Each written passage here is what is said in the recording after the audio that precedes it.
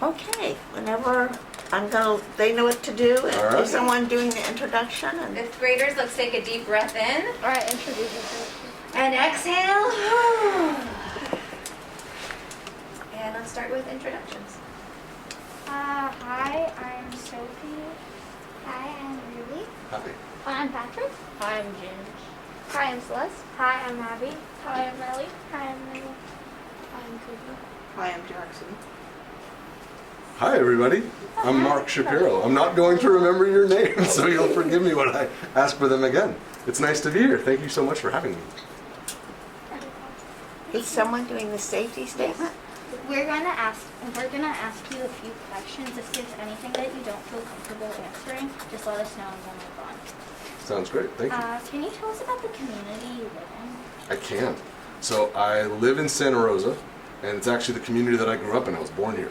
So I was born at, if you've ever been over, there's a part of town in Santa Rosa, if any of you live here, there's an old hospital that doesn't work anymore on Chenate Road. I was born in that building. So I was born there in 1976, and I grew up here. I've lived in Santa Rosa my whole life. I went to Cardinal Newman for high school. I graduated from there in 1994.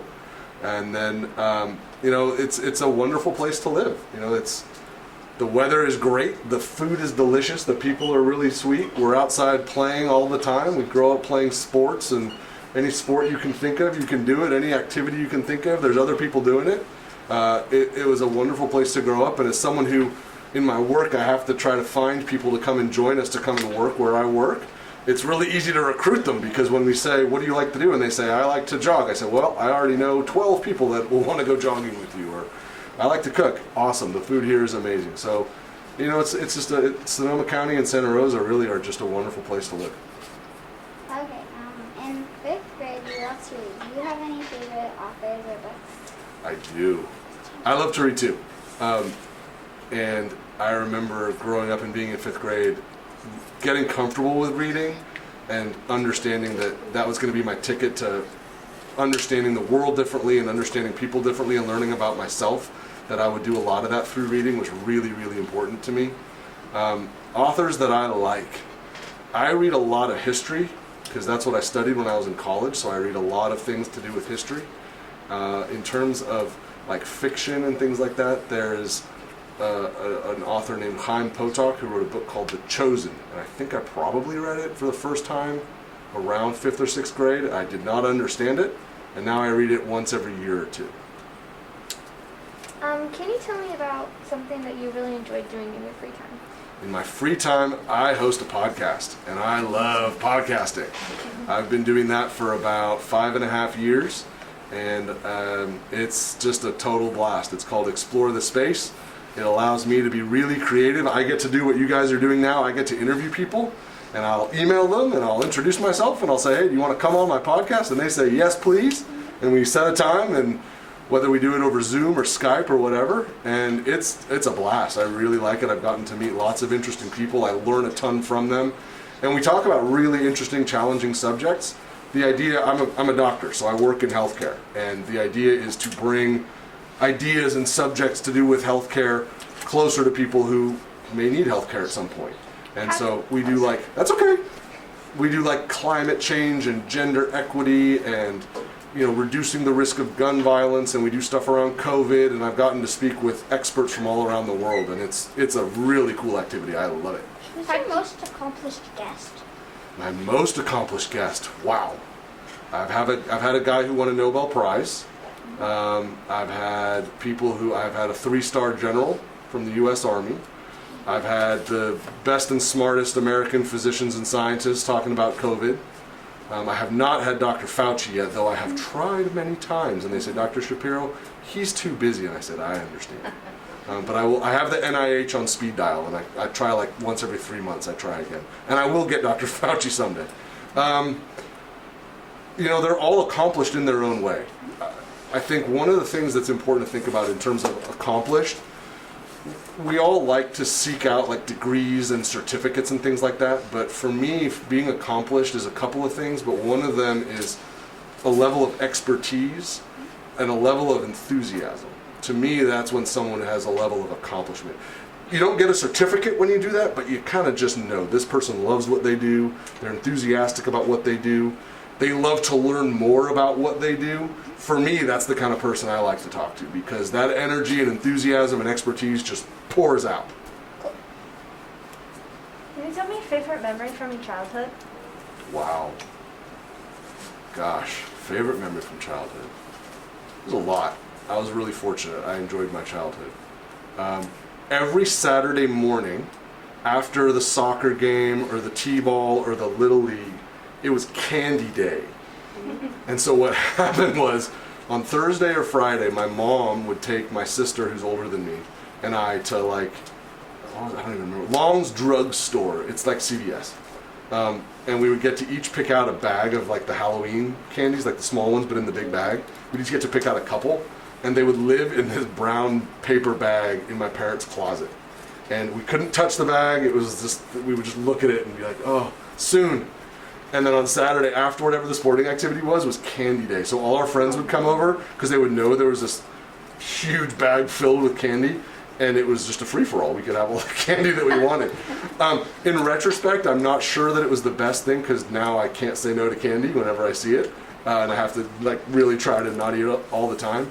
But it was a lot of fun. All the friends would come over, my sister's friends and my friends, and we'd play in the backyard and eat candy, and it was great. Why did you like that overall? You wrote their childhood memories?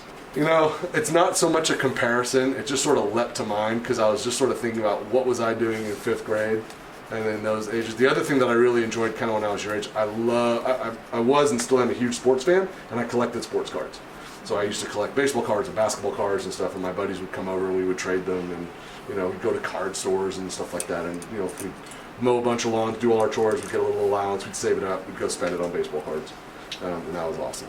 How did the tradition of Candy Day start? That's a good question. I don't know. I'm gonna ask my mom tonight. My dad won't remember, but my mom might remember. I don't know. It was a cool idea at the time, for sure. I loved it. Yes. What was your favorite candy in the candy bar? Wow. You know, the Twix bar, you can't go wrong with Twix. Twix is always good. The Kit Kat, but the problem with Kit Kat is that I like Kit Kat as an adult frozen. The frozen Kit Kat. So for candy day, when they're in the bag in the closet, you can't get them in the freezer. The cherry Tootsie Pops are very good. I like cherry Tootsie Pops a great deal. And basically, if it's candy, I'll eat it. What types of movies, shows, or media are you watching these days? Man. You know, I have an almost 5-year-old son who's going to be starting school here in a couple months. So I don't have a lot of time to watch shows with him. Because we're hanging out. He is enjoying watching Formula One racing. So we watch those together. You like Formula One too? Yeah. So he's enjoying that.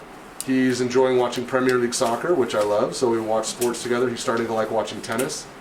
When I have free time, or if my wife and I are hanging out or something like that, you know, we'll watch the shows that lots of people like. You know, we'll watch stuff on Netflix. We'll watch stuff on Apple TV. Just usually we're kind of tired and we just kind of turn it on and say, "Oh, that's a 30-minute long show. Let's try that." And then we kind of get tired about halfway through and we turn it off and go to bed. What type of social media do you use? Social media. It's a great question, and it's an important question because social media is ubiquitous. We're all surrounded by it. It's everywhere. I am very careful with my social media use.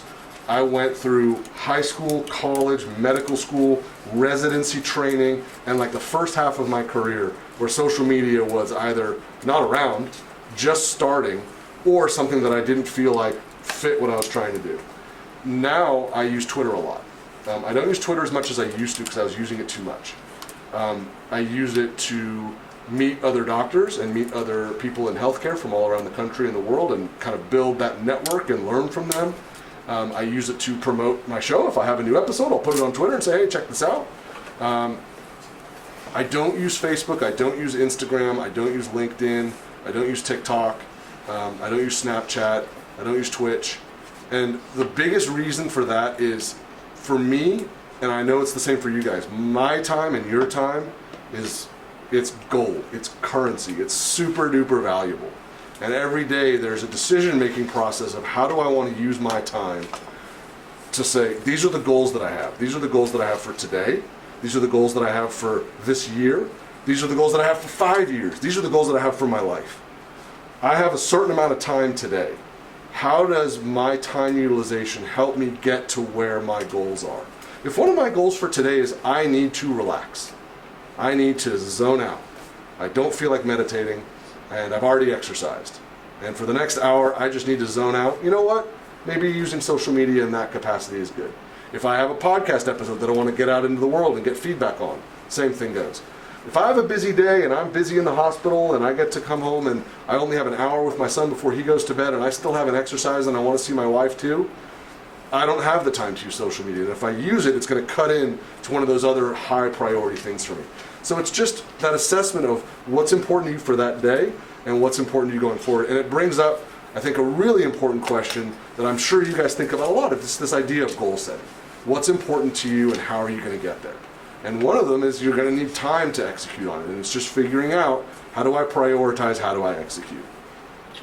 Why'd you choose Twitter over the other types of social media? Yeah, you know, for me, Twitter works well to connect with people quickly and to be able to communicate in ways where at least you have a sense of, you can get a sense kind of who they are, at least in my profession. There aren't that many doctors in the United States in terms of like other professions. We all know each other, or we know someone who knows someone else. And so you can get to know people fairly quickly, and that's been pretty gratifying. And that is one of the that's one of the. It's also really entertaining. A couple of years ago, like Twitter was where I would go to like see the sports highlights for the day. You know, I want to see NBA highlights. I would check Twitter and see like, you know, did the Lakers win? What's LeBron doing? Oh my gosh, Steph Curry went for 55 again. I want to see the highlights. Those kinds of things. What do you think of like other social media platforms? That's a really good question. I'm not a gamer, so I don't use Twitch. I don't know anything about Twitch. I have a lot of friends who are really good at TikTok and like it and enjoy it. There you go. I have concerns about all of them. And I also see real opportunity for all of them. And one of the responsibilities that you all are going to have is figuring out what are the opportunities and what are the barriers, and also how do you protect yourself? Because you have to be very, very careful with social media. We're all learning this together, and it's going to be part of your whole lives. I went through the first, I'm 45 now, I went through the first 35 plus years of my life where social media didn't actually exist. And so we're all kind of learning, and we'll learn from you guys too, but you are really the first generation who's grown up with social media just as part of your life. People going forward are going to look at what did you learn to optimize it, to get the most out of it, to use it responsibly, and to stay safe. They're going to look to you guys to teach them. You guys are the ones that are going to write that textbook, not me. And so I'll learn from you too. And I think you just have to ask good questions. I think the bottom line is there's just the couple of rules, right? Once you put it out there, you can never take it back. It's there forever. And make sure you're careful with your time, and make sure you're asking people who may know more to support and help you if anything doesn't feel quite right. Can you tell us a bit about your job? I can. Before I answer that question, I think you had your hand up. Do you want to? No? You good? Okay. So I'm a physician. I'm a doctor. And I do what's called internal medicine. So I take care of adults. And I'm even more specialized on what's called a hospitalist, or a hospital-based physician. So I specialize in the care of hospitalized adults. If you're over the age of 18 and you get sick and you need to come to the hospital, I'm one of the people that will help take care of you. So we do everything. I don't do surgery, I don't do like procedures on people, but when people are sick and need to be in the hospital because of any number of things that happen, I help take care of them. Would you consider being like a sort of unique doctor? Yeah, you know, that's a good question. Hospital medicine is unique. It's a fairly new part of medicine. It only started about 25 years ago, and it was kind of hatched in San Francisco at the University of California at San Francisco, and it's grown really, really, really fast. And the reason it grows fast is we look at specific things to decide if they're a good idea and something worth pursuing in medicine. Number one, is it safe? Does it hurt people? If it hurts people, we're not going to do it. Two, we pick our outcomes and we try to decide, does this help us, just like with goal setting, right? What is the outcome that we're looking for, and are we getting to that outcome? So for something like this, is it safe? Does it help people get out of the hospital faster? And does it help keep people alive? And if we're hitting those targets, then we know we're doing the right thing. And with hospital medicine, we've been able to demonstrate that, and so it's grown really, really fast. Have you ever like saved any lives? Yeah, I have. It's medicine is a privilege. Medicine is an art, but more than anything else, it's a privilege to be a doctor, and it's a privilege to be a nurse. It's not a job, and there's a term that you may have heard before. It's a term called platitudes. Platitudes are statements that you just sort of say, but they don't carry a lot of weight or meaning. So I try to avoid speaking in platitudes. It's important for me that people know that my words reflect my beliefs, my sort of central dogma, the way I try to live my life. Medicine is not a job, it is a profession. You choose to go into it understanding that it will be a huge part of your life. It's not a 9 to 5 where you punch a time card and go home. It will be a huge part of your life. It will consume your hours. It will make you feel joy. It will make you feel sad. It will challenge you. And it will be something you'll want to do forever. I'm really fortunate. I'm a 3rd generation doctor. My dad's dad, my grandpa was a doctor. My dad is a doctor. He's retired now, and I'm a doctor. And I love it. And one of the things I love about it is the opportunity to help people when they need it the most. That's why I work in the hospital. People that are in the hospital, they're sick. They need help. They're sick enough where they can't stay at home, and they need the support that we can provide in a hospital. And there are times where in that moment you get called to come and see somebody and you need to intervene immediately to save their life. And I have been privileged enough to be in that situation repeatedly in my career, and it's one of the great gifts of this job, and it's also one of the most humbling things, because sometimes, despite how hard we work and despite everyone doing the right thing and making the right choices, sometimes we can't save someone's life. And it's learning to understand that process for people, and supporting them through that journey, and supporting their families, and supporting our teammates, because it can be really hard. But it's an amazing gift to work inside a hospital, to work alongside the people that I work with, and to have the privilege to walk into somebody's room and say, hey, I'm Mark Shapiro, I'm your physician, and let's talk about what's going on. And knowing that they're going to share really deep and important things with me, and we're going to work really hard to help get them better and get them home. Did you choose to be that type of doctor?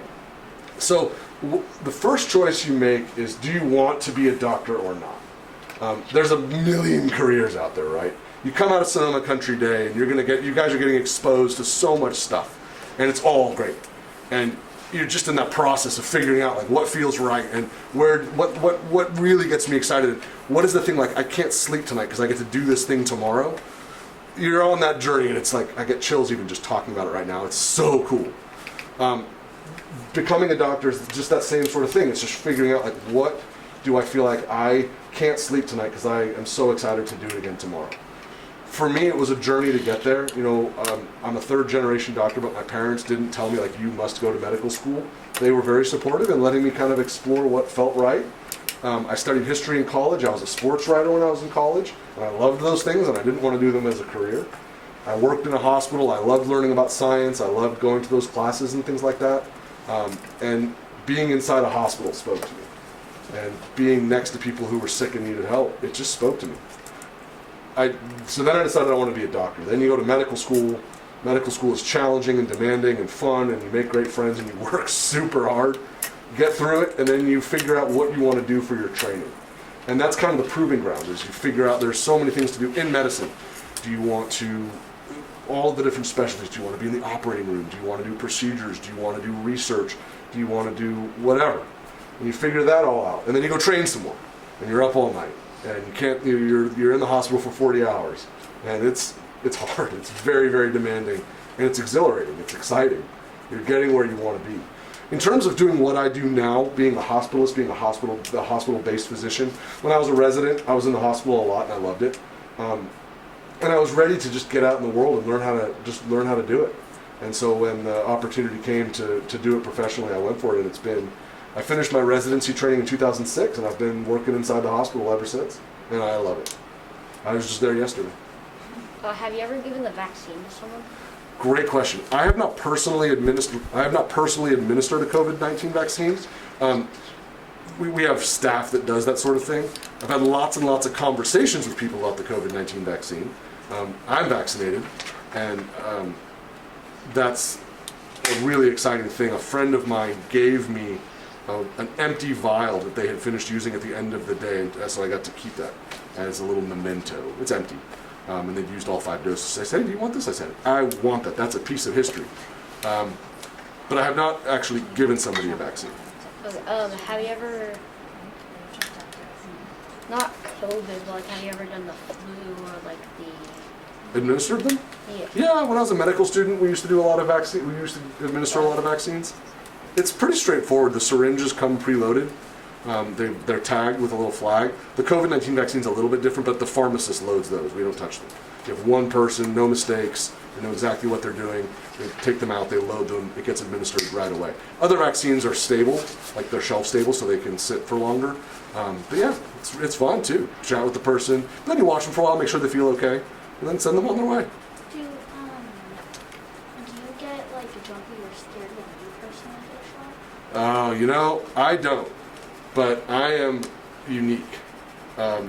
It is very, very normal when you need to get a shot or you maybe need to get blood drawn or just go to the doctor to feel nervous. That is totally normal. And it's important to talk about it. It's important for people around you before you go to know, hey, I know this thing is important. I want my vaccine, or I know I need to go to the doctor. And at the same time, I'm scared. That is totally okay. And that's why you have friends, and that's why you have a support network, and that's why you have teachers, so you can say that to them so that they can support you on that journey. Because the definition of courage is being scared of something and doing it anyway.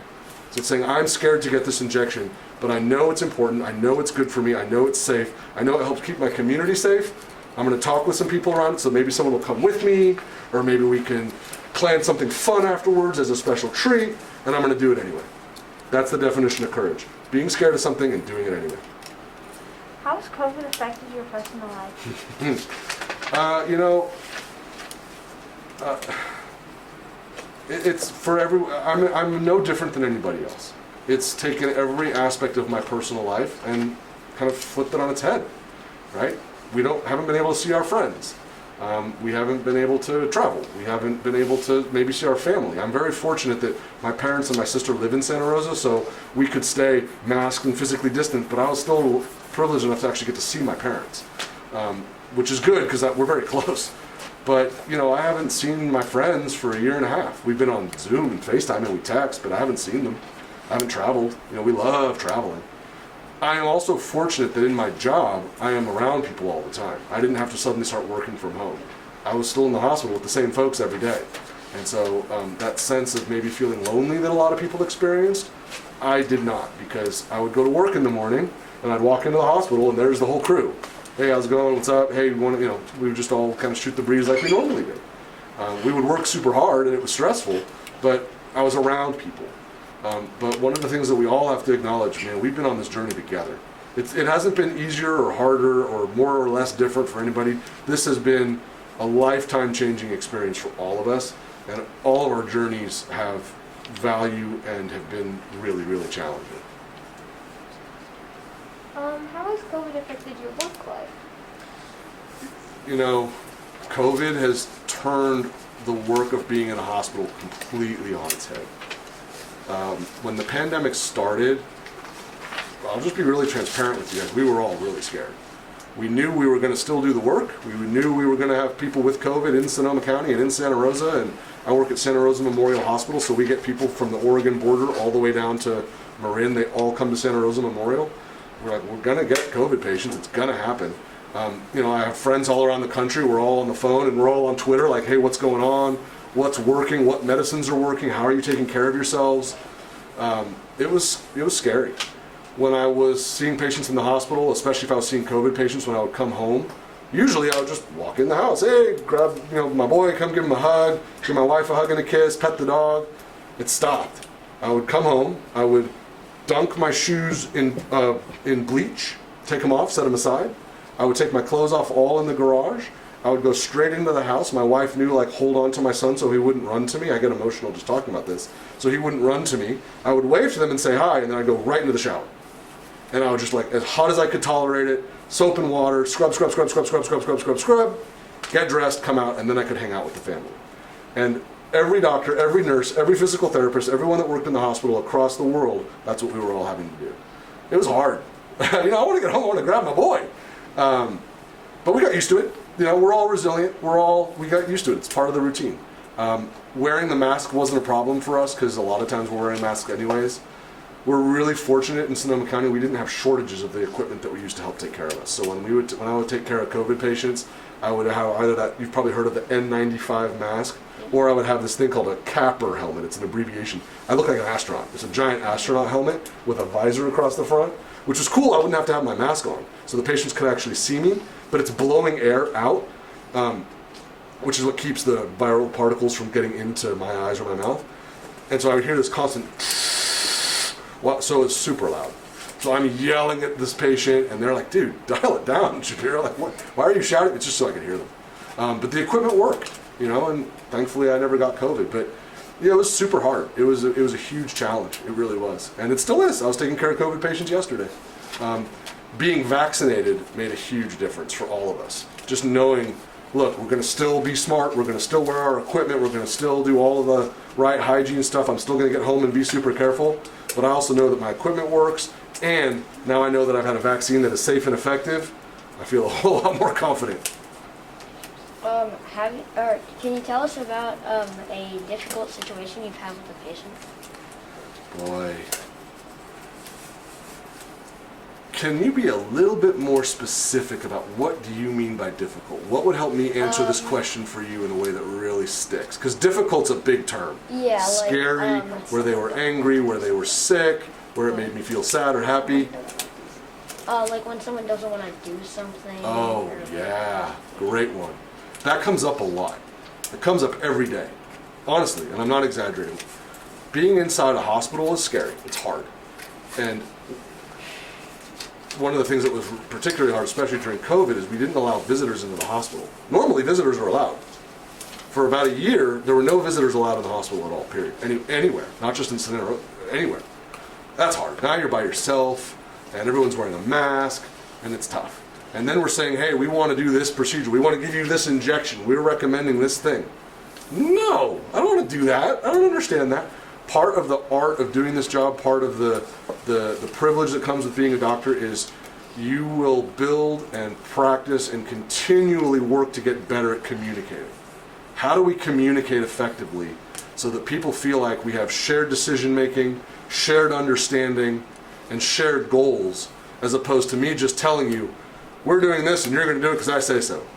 That is not effective communication, especially with someone who's scared. They're going to say, no, I'm not. But if we can sit down and say, help me understand what are your priorities, help me understand what are you the most anxious about, help me understand how can I be of the most support to you, and then I can say, well, cool, to help meet those goals, I suggest we think about this procedure. Let me tell you a little bit about it, and then we'll do this. That kind of thing is a lot more effective. But that question about when people are resistant to what we suggest in the hospital, every single day. Every day. It's part of the job. And you have to really learn to develop those communication skills so that you can support that person to do what you think, based on science and evidence, is going to help them the most. Does that make sense? Yeah. When that happens, do you push them and say that, or do you say no, it's fine, we can do something else? It's a great question. In medicine, one of the rules of medicine, the first rule of medicine is do no harm. Don't do something that can hurt somebody, that can hurt somebody that's not going to benefit them. Then it's make sure people understand the risks and the benefits, and then it's understanding and remembering people have the right to decide what happens to their body. And if somebody says no, the answer is no. We will guide them, we will make suggestions, we will tell them our preference if they ask, if they say, hey doc, what would you do in this situation? But people have the right of what's called self-determination. They get to decide what happens to their body. And if they opt to pursue a course that, to me at least, sounds, gosh, I'm a little surprised and that's not what I recommend, that is okay. That's their journey. And then it's our responsibility to help guide them on the journey that they feel like is right for them. If it's something where we could hurt them, where what they're selecting could really harm them, where it's maybe they're not understanding something fully, and so their decision isn't based on the best information, and it could really lead to something that look, this doesn't need to happen to you, then we need to take a step back and really just reevaluate the whole thing. Are we understanding the same thing? Because the decision you're making makes me feel like I haven't explained this well enough to you, and so let's start over. When it's something where it's wow, we have a gap here, and we got to close that gap and reevaluate. Have you ever gotten annoyed when someone chose something that you thought was obviously the wrong thing? I'm a human being. Doctors are whole people. Nurses are whole people. We have the full gamut of emotions. We get sad, we get scared, we get angry, we get frustrated, we get annoyed. The part of the job is to help your patients move in the direction that's going to help them the most, according to their wishes, goals, and values, where my emotions don't intervene. It's not fair for me to overtly get annoyed. Now, if somebody is rude or abusive or something like that, I have the right to say, you can't talk to me like that, and I can exit the room. That is extremely uncommon, but it happens. And we say, look, we can't have this conversation, I need to step out. But I don't get angry back. I just have to exit the room. And we get training on how to do that. We get training on conflict management and, again, good communication. But yeah, things happen that are frustrating. We put a lot of time in and a lot of effort, and we think we're there, and something changes or something is different. And yeah, it can feel annoying. And you just work through it. It's part of the job. You just work through it. And you process it. You don't bottle it up. You process it, but you process it separately from the bedside with your patient and their family. You deal with it outside. What types of things do you do to cope with quarantine? Ooh. I exercised a lot. A lot. And it still wasn't enough. I texted a lot. I stayed in touch with people a lot, as best I could. I probably was on kind of realizing like social media, right? It was a nice way to stay in touch and stay connected. But you can easily be like, I'm on this too much. And so that was but that was part of it too, like just being connected with people to learn. And then just, leaning heavily on my wife and my boy, and spending time with them and just goofing off and trying to be distracted. We live in an area where the weather's nice most of the time, so we could still like go outside and go for walks. If people were coming, we would all just, we would just cross the street. But we could be outside, so that was good. We weren't like getting snowed in or something like that.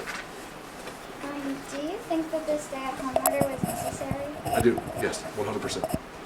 I also know that it was extraordinarily difficult.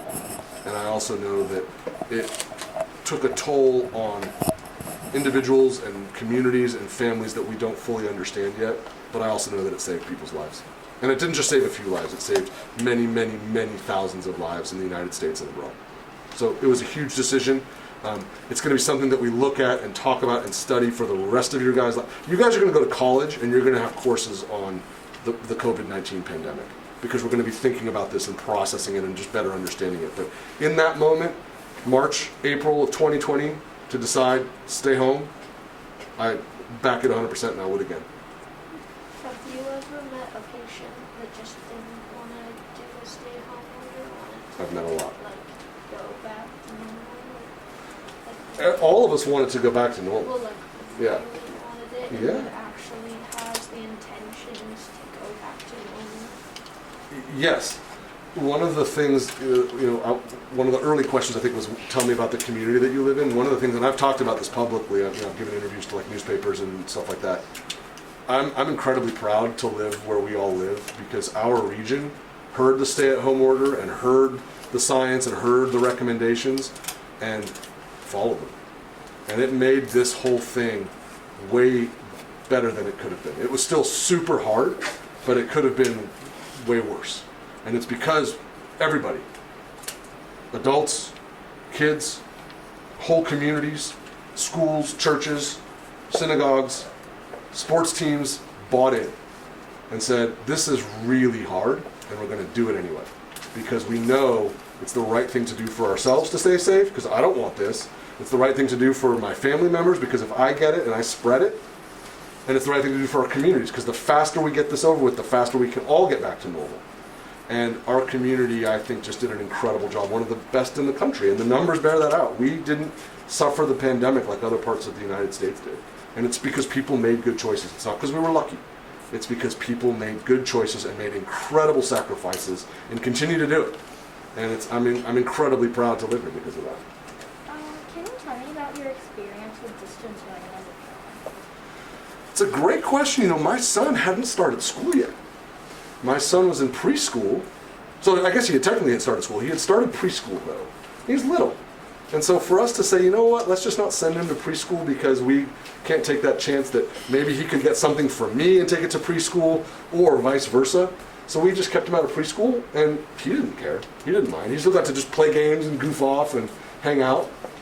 I felt it through my friends and through people that I know whose kids were not in school. And it sounded just so difficult. And I remember how much I loved school. I loved learning, I loved being with my friends, I loved going outside at recess and running and, whatever. I loved it. To not have that, oh my gosh. And, there's a term that you guys may have heard, you see it, you may have learned it, called resilience. You all are extraordinarily resilient people. You'll keep this experience in your back pocket so that when things come up in life in the future that are challenging, and they will come up, you'll say, you know what? I got through a whole year of not being able to go to school and see my friends. And here I am. Here I stand. I'm still here. You'll lean on that to know that you can do hard things. How do you think you would have coped with it if you were a kid? Me, I would have driven my parents crazy because I was a really high energy kid. I was, if I didn't have the, recess at 10 in the morning and then the full hour at lunch to just run, play football, play tag, whatever, I was a basket case. I needed to run. I still do. But yeah, I needed that outlet. And I also loved learning. I loved learning from the people around me, and I loved learning from my teachers. To have lost that would have been super hard for me. It would have been super, super hard for me. Some of you guys haven't asked questions. Have any of you guys that haven't asked a question, or maybe you've only asked one or two, have a couple? Anything cooking? If you have, and you have more questions, that's fine too. Were you ever worried about contracting the virus while caring for your parents, all your patients? Yes, every day. Every single day. It was really scary. We had to, again, courage is being scared of something and doing it anyway. Like, I had to really dig down deep and look to my role models and look at my wife and look at my boy and say, this is scary and I'm going to do it anyway. It's, for me at least, part of the calling of being a doctor is to make sacrifices for other people. Sometimes I don't come home at night because I'm at work. Sometimes I have to have really difficult conversations that I know are going to really affect me. Sometimes I have to guide people through really difficult choices. And sometimes there's a pandemic and you do it anyway. But yeah, I was scared all day. And it's something that, just like you guys will process the experience of not being in school for a year, we all process what was our own individual experience. And that's something that I'll be processing probably for a long time. During your career as a doctor, have you had other experiences with epidemics or pandemics other than COVID? Yeah, so the H1N1 influenza pandemic, it was in 2007, 2008. I was in San Diego, so I did my training in San Diego after medical school, and I lived there for 10 years before I came back home. And the H1N1 influenza pandemic came, and it was nothing like COVID. It was nowhere close as bad. But there was still that same feeling of like, yikes, this is pretty scary, and how bad could it get? But it was nothing like. But I took care of people with H1N1 influenza in the hospital, and kind of had those same concerns. We wore masks and stuff like that, but it was nothing. It's not. You can't compare. It's like comparing an apple to a sports car. It's just not the same. This is not the same thing. Are your patients more sensitive to contracting COVID, and how worried were they? That is a really, really good question. The only reason I like that question is, it's a question that's not about me, and I really respect that you're wondering how other people felt about this at that sharp edge of being in the hospital. They really were, and it was very, very difficult. And they also would make those sacrifices to not have their family members come, and to know that they had to get tested, and to ride that whole roller coaster.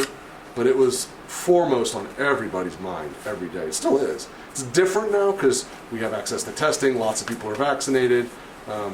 But yeah, I mean, in March, April, May, June, July, August, through the winter, it was a very, very stressful period for everybody, and for the people who were in the hospital, like most of all.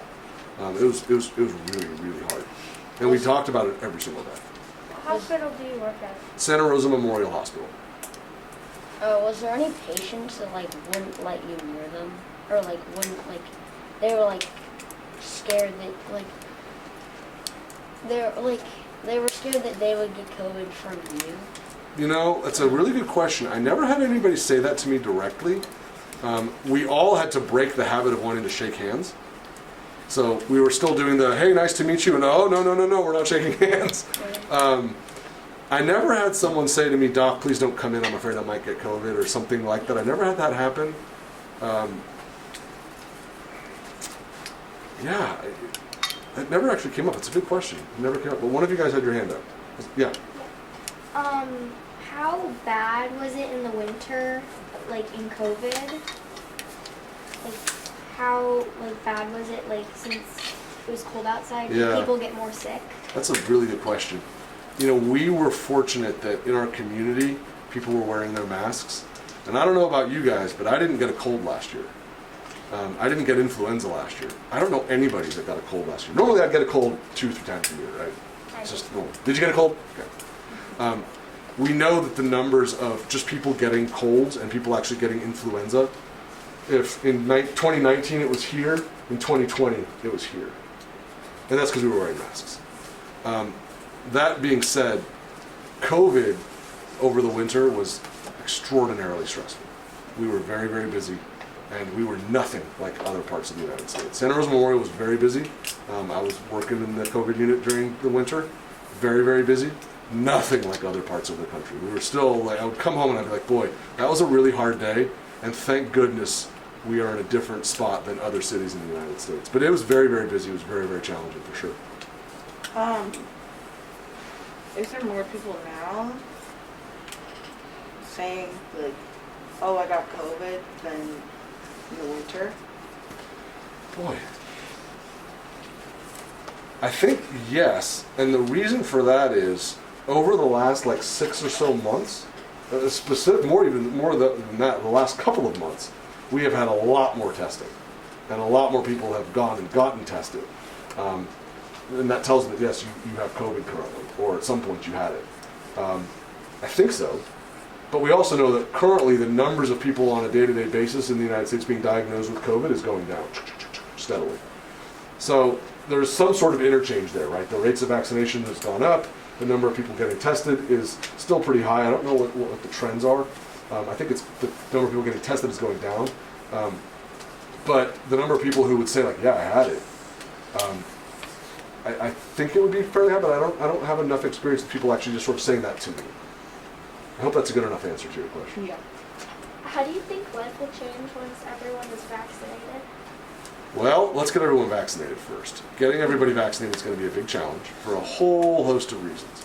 The vaccines are safe and the vaccines are effective. I'm vaccinated, my wife is vaccinated, I cannot wait to get my son vaccinated. I think that we will emerge with some things being great and some things that will still be very challenging. And I think that as we kind of re-emerge, people's priorities are probably going to be different. I know mine are. I think we're going to need to really look carefully at the people around us to see how they're doing, and really be careful and conscious about asking people if they need help. And when they say, no, I'm fine, digging a little bit deeper, because this was hard. And we're all processing it, and we're all kind of going through feeling sad or feeling happy that now we can go and do stuff and be back in school and stuff, but just really looking out for one another, and if people aren't okay, making sure that we help them. Do you think if you have the choice, what one person would you bring that here to be interviewed by us? That's a big part of you. Whew, that's a fun one. Oh man. I mean, my wife would be rad. She'd be killer. She'd be great. In my family, you said, right? I mean, I like my parents. I like my sister. I like them all. My wife's had a very interesting journey. She's a very tough woman. She's a cancer survivor. She's a sweetheart. She's the love of my life. She's the mother of my boy. She helped me get through the pandemic, and I helped her get through it. She's a great caregiver for her mom. She would be amazing too. I also think with things like this, it is important to think about who you're interviewing for sure, and making sure that you're getting a nice wide diversity of backgrounds and experiences. So people who maybe come from backgrounds that are different from yours, grew up in places that are different, look different, have led different sorts of lives, so that you get a really nice mixture of experiences. Because these sorts of questions, if you ask other people, you're going to get very different answers for sure. Yeah, I'd say my wife for sure. Phyllis has met my wife. My wife's cool. Good. How do you feel about soon 12 through 15-year-olds if they are being able to get the vaccine? I'm a huge supporter of it. I think it's great. I'm a huge supporter. The vaccines are safe. The vaccines are effective. And I say that, I'm not just like quoting something that I saw in the newspaper. I have a good understanding of the testing processes and the evaluation processes for any sort of medication or medical device that's going to affect the public. You have to demonstrate rigorously, again, first do no harm, that this thing is safe. If it's not safe, it's not going anywhere. And that process happens way, way, way, way upstream. It happens in a place that we don't see. It happens in the lab. It happens in very controlled environments. It ain't safe. It's out the door. To get to the place where we're saying this is now safe to vaccinate the next generation of Americans, that process is extraordinarily rigorous. Extraordinarily rigorous. Because the stakes could not be higher. The future of the United States rides on them saying we're going to vaccinate 12 to 15-year-olds. And the process by which we do it and the people who do it, that's the smartest group. Those are the people who are the best trained, the people who do it for the right reasons, whose intentions are to make sure our communities and our country, our population can thrive to the best of their ability. Right? You remember what it says in the Declaration of Independence, life, liberty, and the pursuit of happiness? That's what we can all aspire to, life, liberty, and the pursuit of happiness.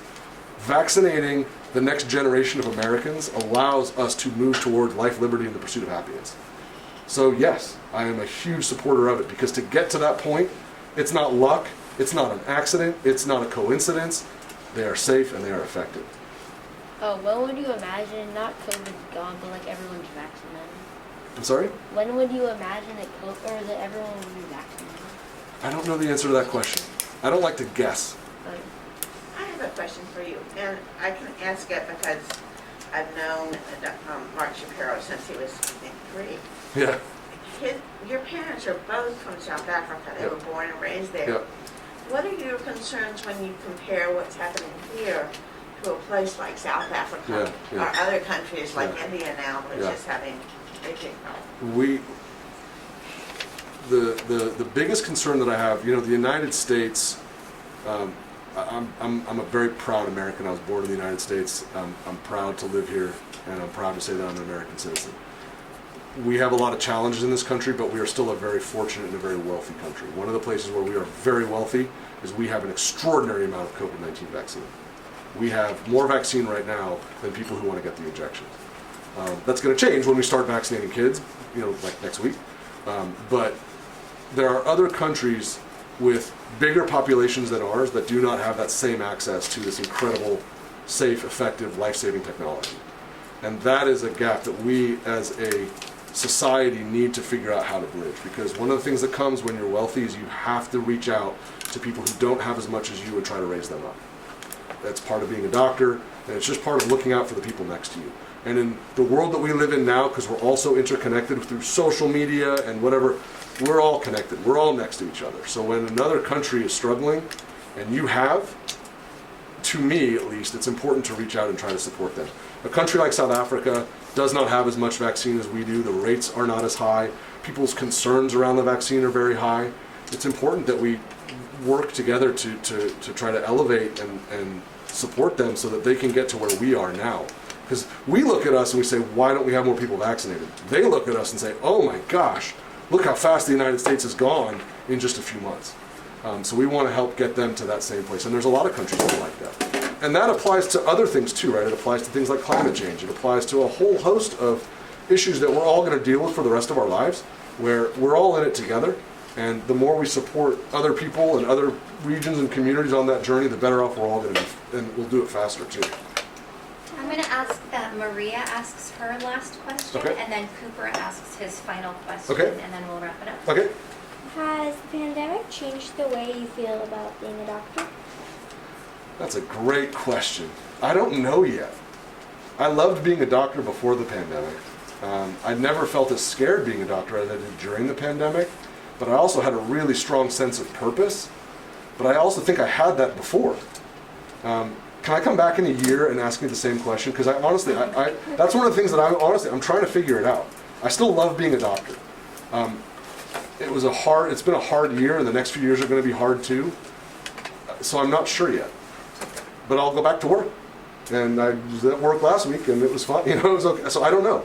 But I'm trying to figure that out.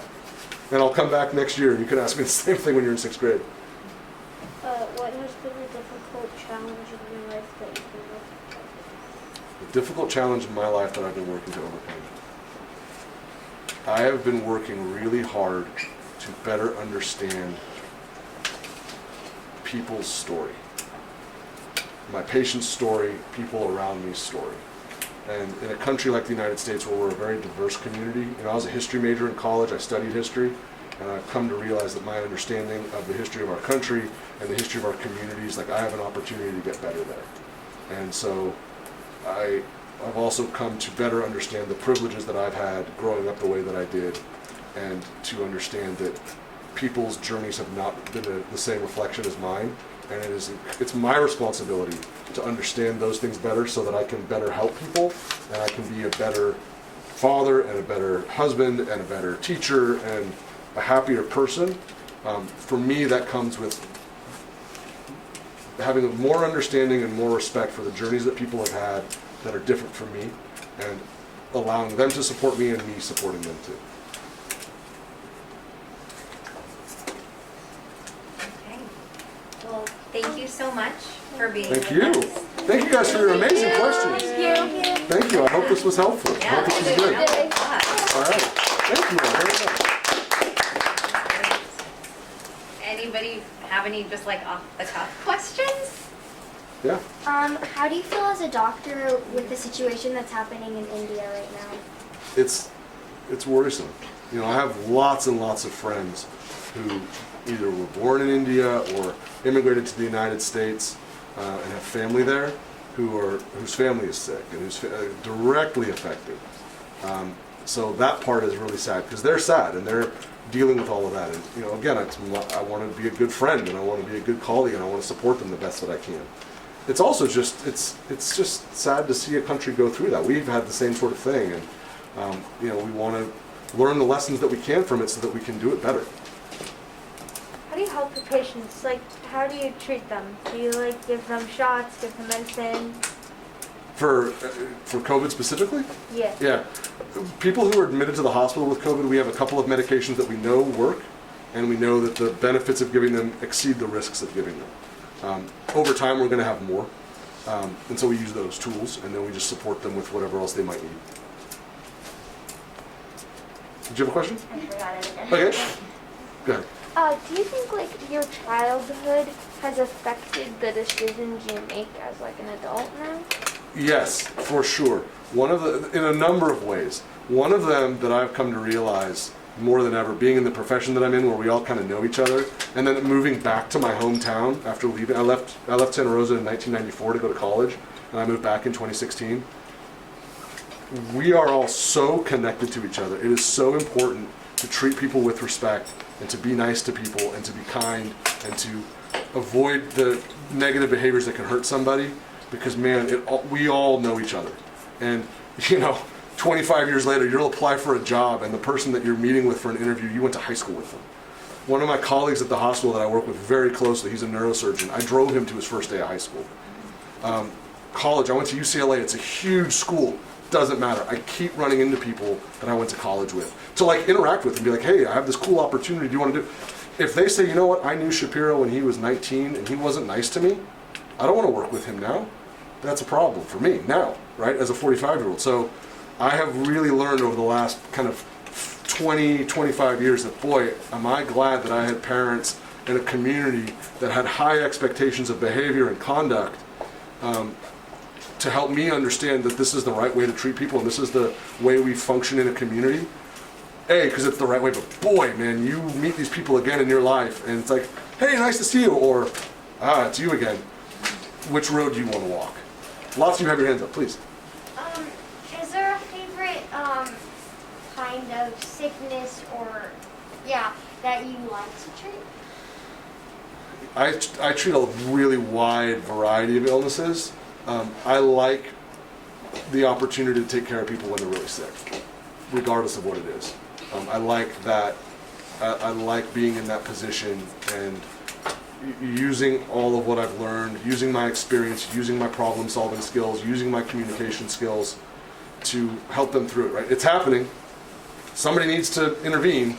I like being in that position a lot. It's really, really hard. We don't always get it right, but we work really hard and we do the best we can. And it's a privilege to have that opportunity for sure. Other than like the COVID vaccine, have you ever gotten excited for one specific like medication to like become like a thing? That Yeah, for me or just in general? Well, for you to get excited. As a doctor, I mean, there's lots of medications that come out all the time. It's like, wow, that's really effective medication. This is really cool. So they're very sophisticated. They're like, they're really kind of high-end science. But yeah, when you see them and you use them, it's great. But at the same time, too, some of the basic things, when someone doesn't feel good, if someone feels like they feel like they might want to throw up, right? We've all been there. It's not a nice feeling. If I can give them a medication that can make that go away, just like that, I love that. Someone hurts, something's hurting, and I can give them some medicine that will help make that go away, just like that, I like that. Someone doesn't feel like they can breathe right, and I can make that go away, just like that, I like Have that. you ever been in like the involvement of making a new medication, or do you just? I have not. That's another career pursuit that's available to you, right? If you want to go into medication development and research and things like that. But I didn't pursue that directly, no. Has anyone you know died of COVID or died during COVID and you like haven't been able to see them since before? Yes.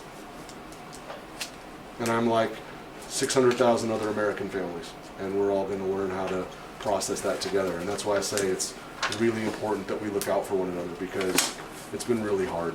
And one of the things as we all kind of emerge from this is we're all going to need to look out for one another and know that this touched all of us, and it's been really hard, and we're all going to have opportunities to help someone when they need it, for sure. How long have you been a doctor, and like what or who influenced you to become a doctor?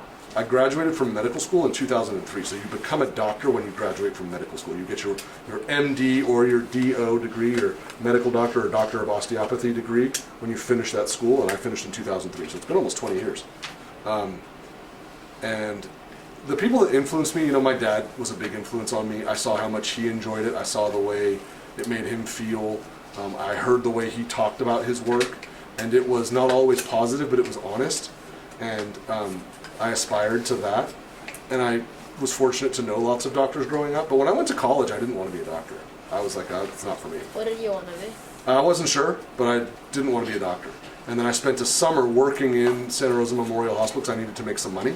And so I worked doing transportation to the radiology department, and that was it. I loved it. I just loved it. And I was like, I'm going back to school, and I'm going to get after it because I want to be a doctor.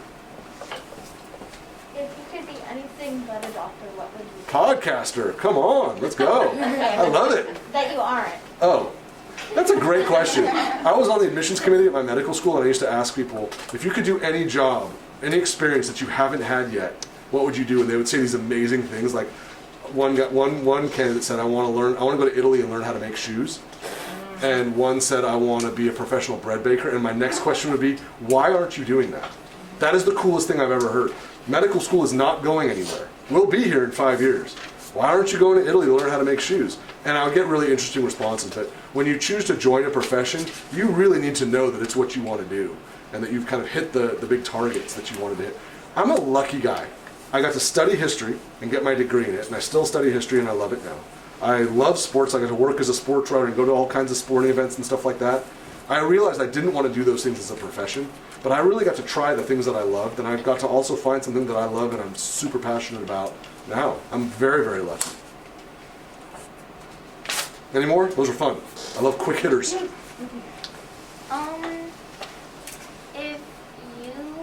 could be like if you could have anyone on your podcast, who would you have? The doctor. Let me think about this. Who is my apex person? I've had a lot of them on. I've been very, very lucky. There's a doctor in Atlanta named Kimberly Manning, and she's been on my show twice. She's immense. There's a doctor who is now an astronaut, and he's going to be, oh gosh, what is the new space program called? I just blanked. What's that? SpaceX. No, it's not SpaceX. It's through NASA. It's the one that's going to like eventually evolve to where we can go to Mars. Anyway, I'm trying to get him on the show, and I've been in communication with the PR department at NASA. I know people who know him that like went to residency with him, and I'd like to get him on because that's pretty cool. He was an ER doctor, and now he's going to go to space. That's awesome. Yeah. Oh, what's your podcast called? Explore the space. Who is like really influenced you as like maybe like a celebrity, doesn't have to be family, like the most? Boy, who has influenced me that's not family?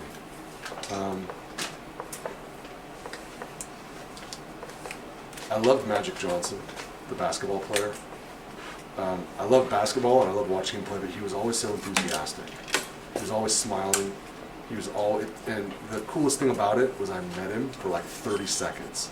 I was walking back to my dorm when I was a freshman at UCLA, and he had just finished a big scrimmage with a bunch of basketball players, and he was just like walking by me.